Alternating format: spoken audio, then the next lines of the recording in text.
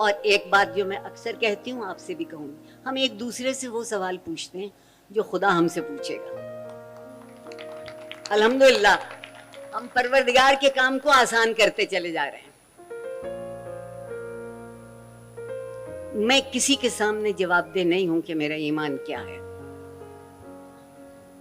میں جس کے سامنے جواب دہ ہوں صرف وہی مجھ سے سوال پوچھ سکتا، کوئی دوسرا نہیں.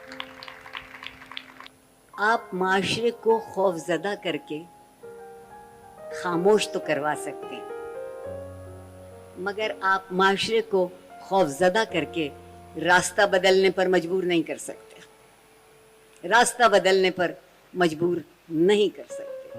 اور ہمارا جی چاہتا ہے کہ ہر شخص ایک جبر کی زندگی گزارے.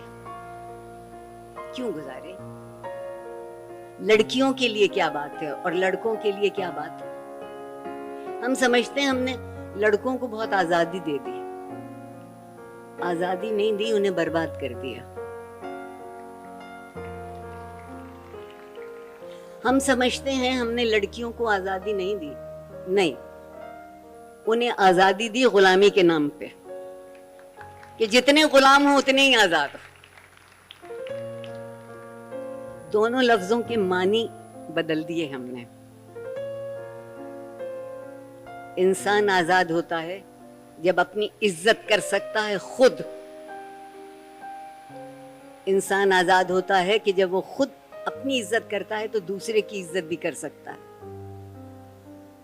جب اپنی ہی کوئی توقیر نہ ہو تو یہ کیسے سوال پیدا ہوگا کہ ہم دوسروں کی عزت کر سکتے؟